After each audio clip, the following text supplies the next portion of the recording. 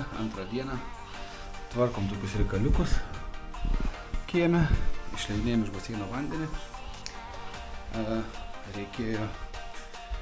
Reikėjo daug reikalų atsilikti. Šiandien yra tėvo dienelė su kindziuliais. Va, vienas kindziulis vaikšto, o kitą kažkur pasimetė. Ten vaikšto kažkur. Ten va važinėjas. Va. Nelabai turiu dabar iš tikrųjų karvės priešigynės, tai va, šiek tiek tokį parodysiu. Ką veikiam, kol kaimynų nėra, išleidinėjom vandenį. Čia pas kaimynas į kiemą iš baseino, nes va, baseinas atrodo taip. Va, baisiai. Taip, vandeniukas sakt. Čia per naktį iš tikrųjų daug išleidom. Va, bet pompa kažko nebepumpuoju, tai nežinau, tikiuosi, kad nesugedo. Tai va, ir reikalai tokie, kad ieškau žieminių ratų mašinai. Buvau tiufe ir seniai ratai nuo mašinas netinka, nes per mažas ET yra. Tai šitie račiukai netinka, nebent padangas pakeiščiau, tai vat reikėtų pasišnekėti su padanginiais, gal turi kokias lievas padangas, kad pakeisti. Čia turi, čia. Kad pakeisti ir pamėginti užmauti. Šitų numerių jau nebėra, viskas batai. Atsargiai, žinoma. Ir merso nebėra. Yra vakas. Reikės šitą nuvalyti, matai? Žiūrėk, reikės šitą va. Nupoliuoti, aš to paskui parodysiu, kaip pridėti, kai mašiną nudžius. Tai va. Nežinau. Tai va, tokie reikalai. Va. Taip atrodo iš vidaus reikalas. Čia mano reikalai darbiniai. Aišku, automatas.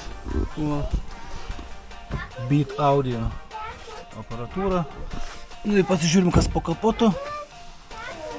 O po kapotu yra ir kapotas, aišku, nesilaiko kaip pasmersta. Yra toks va reikalas. Benzins. Tai va, pakeitėm dizelį į benziną. Biškį kamerą.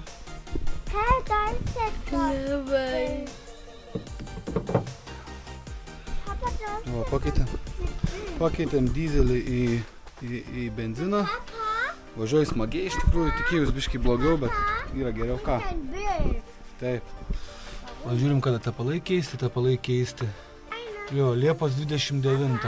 Ir ką, atrodo, va, stabdžiai pakeisti, stabdžių diskai, kaladėlės naujas.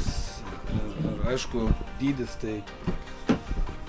tai mažas, nepalyginti su Mersu. Aišku, panorama va. Ir panoramą palaukdavo reikia kažkaip įjungti, ne?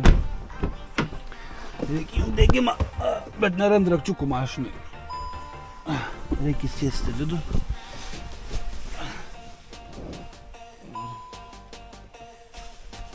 Palikęs tas rakčiukus esu duryse, tai net darysiu. Nu, žodžiu, nėra čia ką žiūrėti, visi žino, kaip panorama atrodo. Tai kam įdomu, 2 litrai TSI Motors, turbininis 2 litrai, 100 kW, šiaip važiuoju smagiai. Tai.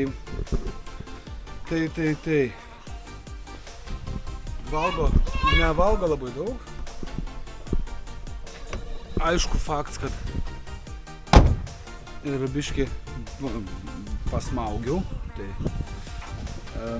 nėra, žinokit, net parking sensorių nieko, nemačiau to iš tikrųjų. Ir čia yra FR modelis.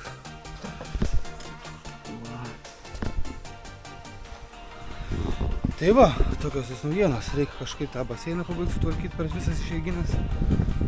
Ir antradienį Vokietijoje yra išeiginė. Bet man reikės kažkaip, ne kažkaip, o antradienį išvažiuoju po pietų ir vėl į Ispaniją judėsiu. Tai va. Čia gal kaimynų nepatvindysim. Jau dabar koks skirtumas. Gaila iš tikrųjų žolės, nes labai daug išleista buvo ant žolės ir viskas papasėdė. Dabar aš ten bala yra. Aš padariau ten tokį dalyką, kad išbėgtų lauk ir viskas tegul bėgtų. Nes ir toj važiuojame biškį į baseiną ir toj gerą dieną, tai kad išdžiūtų ir ką, ir supakuoti žiemai, nes viskas į baseiną nieks nebeis. Ir viso. Tai va, tokie tai reikalai, nulipom nuo Merso iš reikalų, o kaip sakant, galėjo dar tvarkyti, bet jau viskas, nei tiek pinigų, nei kantrybės jau nebebuvo ir, kaip sakant, nei tikslo. Važinėsimės dabar su Seatu. Šiaip važiuoju labai neblogai, iš tikrųjų galiu pasakyti. Tikėjausi tikrai baisiau, kad bus, aišku, čia su Mersu net nėra ko lyginti. Vietos yra daug mažiau, bet važiuoju, smagiai važiuoju ir viskas kaip ir okei. Tai va. Tai aš turbūt jau daugiau ir nebesiplėsiu. Kaip sakant, ačiū visiems, kas žiūrit. Laukit tolimesnių video, kai bus kelionė į Ispaniją, kai pradėsim darbus iš namų. Ir, dar galiu parodyti, iš tikrųjų, ačiū tiem, kas žiūrėjo, bet galiu dar parodyti, su kokią mašiną aš parvažiavau iš nuomos punkto, kur likau labai nustebęs, nes aš juokiausi iš GT Line lipduko, o iš tikrųjų be reikalo juokiausi, žinokit, kiemą. Tai va. Šitas modelis, su kuriuo parvažiavau. Tai va, yra GT Line, Kia Ceed.